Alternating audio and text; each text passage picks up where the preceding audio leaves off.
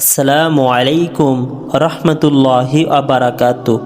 হজরত সাদ রহমতুল্লাহের জানাজা।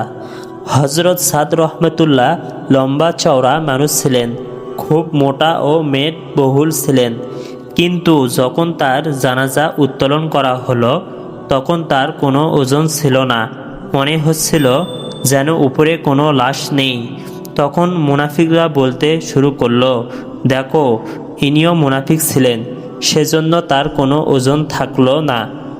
সংবাদটা নবীজি সাল্লাল্লাহু আলাইহি সাল্লামের কানে এলে তিনি বলেন, ওদের মুখগুলো বন্ধ করে দাও আর ওদেরকে জানিয়ে দাও, সাদকে তোমরা নও, ফেরেশতারা বহন করেছে। সুবহানাল্লাহ, তোমরা তো এমনিতে হেঁটেছ, তাকে কাঁধে করেছে ফেরেশতারা।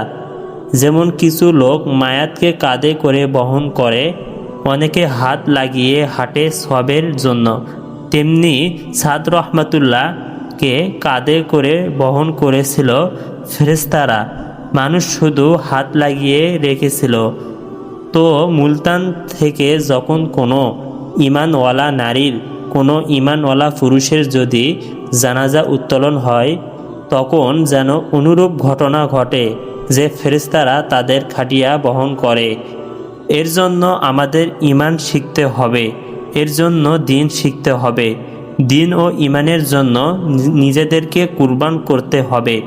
এজন্য আমাদেরকে তওবা করতে হবে। আমার ভাই ও বোনেরা, আসুন আমরা এ যাবৎ আল্লাহ পাকের যত নাফরমানি করেছি তার জন্য তওবা করি, কারণ তওবা এমন একটি আমল যা লাখ লাখ বছরের গুনাহ ধুয়ে মুছে পরিষ্কার করে দেয়। আসুন আমরা সকল পুরুষ ও সকল নারী তওবা করি।